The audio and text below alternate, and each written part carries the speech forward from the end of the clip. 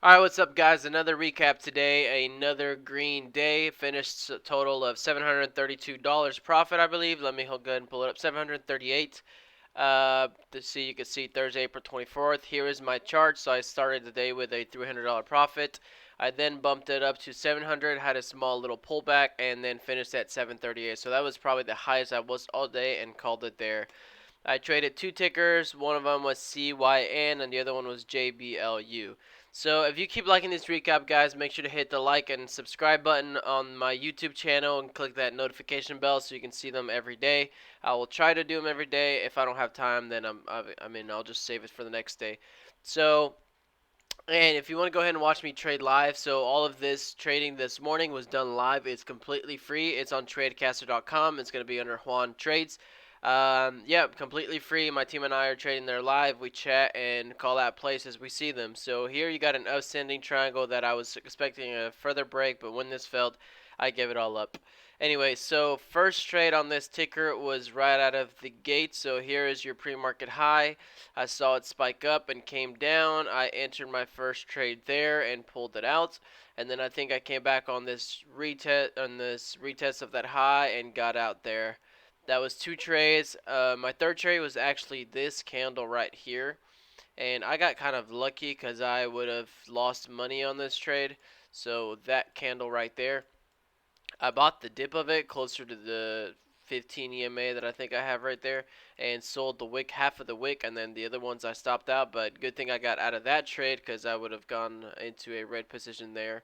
So then after that, I didn't trade it again until over here, which at this point, and this was a pretty cool trade. At this point, I went back and looked at JBLU.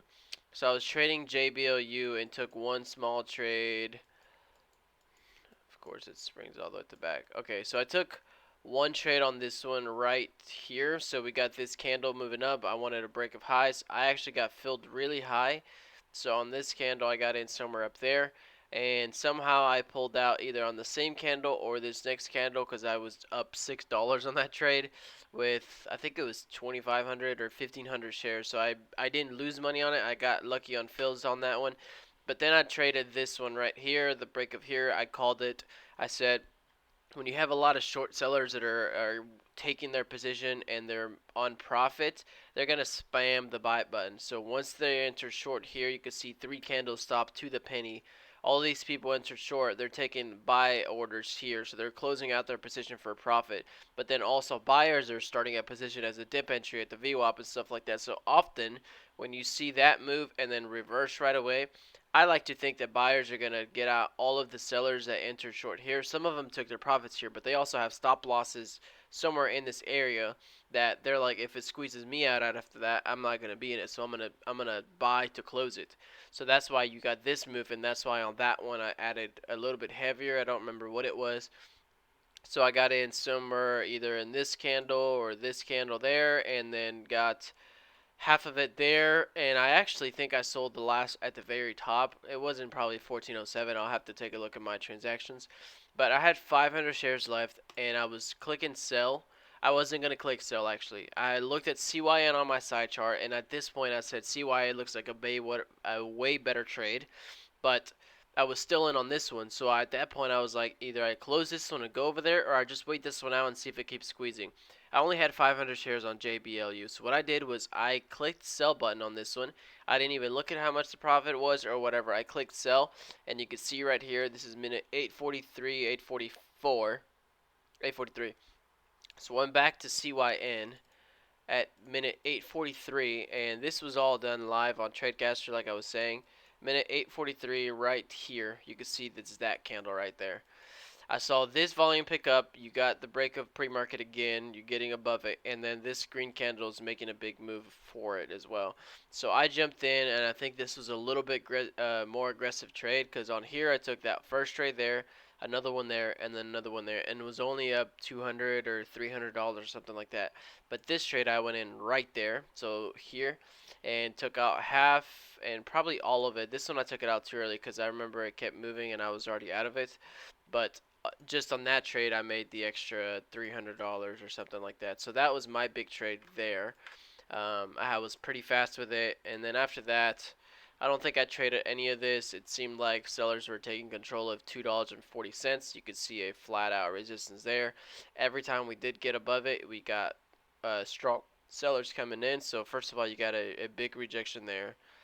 Same move that I was talking on JBLU, where you get sellers and then buyers step in because they're taking profit and you're squeezing them out. Usually you get another high. So there's that trade. But even that, I mean, this candle is not pretty, this candle is not pretty, and that one is even worse. You see how they're topping tails? That's telling you that even though buyers took control of it and shot the price up, the sellers came right back down and took control. So after that, I didn't touch that one alone. You did have the ascending triangle pattern, so it was either gonna break out up here and make that move like that, or it's going to go down. And actually, this is what I was saying that looked very familiar to CRXT yesterday. And if I go back and look at CRXT yesterday, so this is today right there, and this is yesterday, this is what I was talking about. Where you have that resistance there, and then you have that same ascending triangle right there. Same move. It doesn't always work out in your favor, but you got a strong horizontal level that sellers are defending, but buyers are constantly pushing it up and pushing it up and pushing it up right there until eventually squeezes. And now you don't have sellers defending a specific point, so then you get a pretty big move. And so I thought that was going to be a similar case on CYN, but unfortunately it wasn't, and at that point I left it alone. Same thing if you're a seller. If you get that breakdown, I know somebody in my live this morning was saying, I wish I had the shares to borrow because I could short it.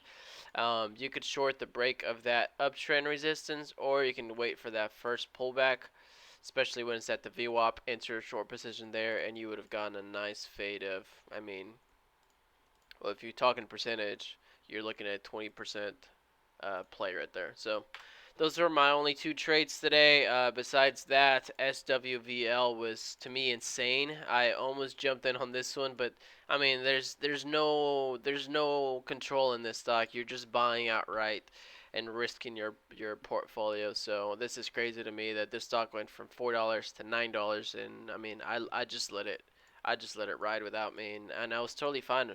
I think one of my members on Tradecaster called it out somewhere around here, and we left it alone. Same thing with WBEV, another halt play, probably sympathy plays. I mean, one does the same thing, and then the other one does it right after. I saw this one. Oh, this is the one my member called out, I believe, or both of them. So right here it was a halt. You could see the candles 8:48, and this one's 8:53. So that was a 5-minute halt. This one I hesitated getting in. I wanted it open somewhere around here and squeeze through that high, which is the afternoon close of yesterday. So there it is. But this candle opened exactly where it halted and immediately flushed. At that point, I said buyers may not take control of it, and it might just gap straight down. Low volume was very low, so I did not take that trade. But then out of nowhere, it just shot right back up, and I mean, I let it go without me again. So totally fine. But that is my recap for today. CYN and JBLU, total profit of $783.